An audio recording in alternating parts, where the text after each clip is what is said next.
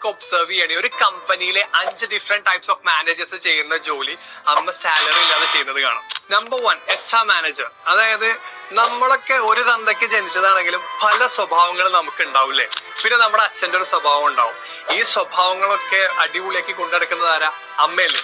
Number 2 finance manager. അതായത് അമ്മയ്ക്ക് ചിലപ്പോ സ്വന്തമായിട്ട് വരുമാനവും സാലറി ഒന്നും ഉണ്ടാവില്ല അല്ലെ, പക്ഷെ നമ്മൾ എന്തെങ്കിലും ഒരു ഹെൽപ്പ് ചോദിച്ചു കഴിഞ്ഞാല് ചിലപ്പോൾ അരിബക്കറ്റെന്നോ അല്ലെങ്കിൽ മുളക് പൊടിയുടെ പാത്രത്തിൽ നിന്നൊക്കെ ആയിരിക്കും, അതല്ലെങ്കിൽ അച്ഛനോട് ചെറുതായിട്ട് സോപ്പിട്ടിട്ടാണെങ്കിലും അമ്മ നേടിത്തരാറില്ലേ. നമ്പർ 3 ടെക്നിക്കൽ മാനേജർ അല്ലെങ്കിൽ ടെക്നിക്കൽ ഡിപ്പാർട്ട്മെന്റ്. നമ്മൾ അടുക്കളയിലേക്ക് പോകുന്ന സമയത്ത് കിച്ചണിൽ ചിലപ്പോൾ ഗ്യാസിൽ ഇങ്ങനെ തിരിപ്പിടിക്കുന്ന, അതല്ലെങ്കിൽ ഈ പറഞ്ഞ പോലെ വല്ല പൈപ്പ് ശരിയാക്കുന്ന, പൊട്ടിയ എന്തെങ്കിലും ഫിക്സ് ചെയ്യുന്ന ഒരു അമ്മയെ കണ്ടിട്ടില്ലേ.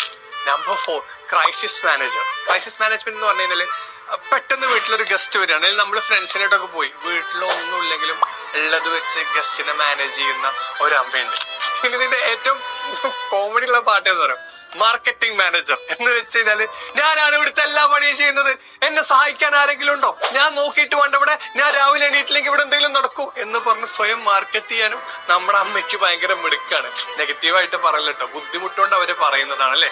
നിങ്ങളൊന്ന് ആലോചിച്ച് നോക്കിയേ. ചുരുക്കി പറയുകയാണെങ്കിൽ ഒരു ബിസിനസ്സിലെ എല്ലാ ഇൻഗ്രീഡിയൻസും നമ്മുടെ അമ്മയിലുണ്ട്, പക്ഷേ പ്രോഫിറ്റ് ഉണ്ടാക്കാൻ അവർ മറന്നുപോയി അല്ലെ. അതായത് നമ്മുടെ അമ്മയെ നമ്മൾ ശരിക്കും ഒബ്സർവ് ചെയ്യണേ, ഒരു കമ്പനിയിലെ 5 ഡിഫറെന്റ് ടൈപ്സ് ഓഫ് മാനേജേഴ്സ് ചെയ്യുന്ന ജോലി അമ്മ സാലറി ഇല്ലാതെ ചെയ്യുന്നത് കാണാം.